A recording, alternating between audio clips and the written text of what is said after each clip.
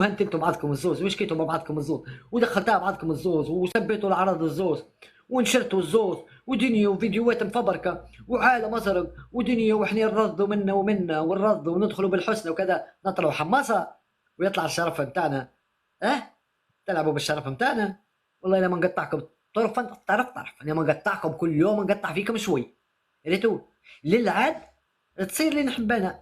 ريتو اللي بديت نحبها وتو تو تندموا على النهار اللي عرفتوا لي المخلوق هذا مش تعرفوه على خاطر ظلمتوه خاطر سترتكم ودخلت بيناتكم بالحسنى وعملت وتقيت وغطيت ومسالش وسمعت وتثبت اعراضي في جرتكم وقلت مسالش في قبل الحق ومانيش نادم.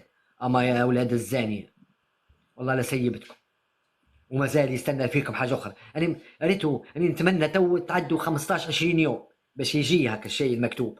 والله اللي قلتوه في حقي وكل كلمه قلتها. مراه تخرج قدام رجل تحكي في عرض راجل ومراه.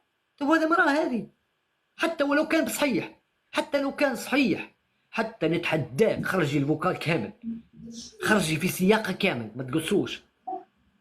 ما تقصوش ماك مربى بتاع قص كما قال عماد البارح وريكم تقصوا مني. ها ما تقصوش تحطوه صحيح. وقتها نقول للراجل نقول له هاي رقبتي باباي فهمتوا خاطر طحانه ومسيخ وتحكوا كم في الشرف وفي العرض وكذا وانت معرضكم على شيء قراءة التاريخ عند اللي يسوى ما يسواش.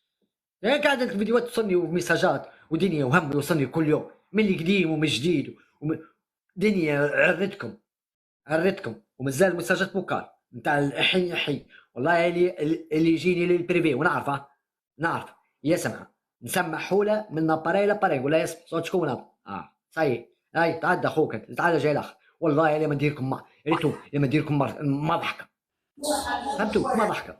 انا مش ديبان راه انا بالاصل وبالصحيح زاد مش بالكذب فهمتوا بالصحيح مش بالكذب مش ديبان جاب زوز يمثلوا وكذا كذا وبعد تالي طلب لا ما نطلبش السماح اني من الانسان تعدى علي. اني ما نطلبش السماح من الانسان تعدى ما نطلبش السماح قال لك احنا باش وصلنا يا طحانه مش حليتوا لي زوز لايفات لايف طلعت فيه معاكم وبالاماره هذاك اللي تطور في لسانه اليوم قالت لي حل فمك يعني حل فمك ما قبلتهاش بنقبل الكلام اللي تقولي فيه اليوم.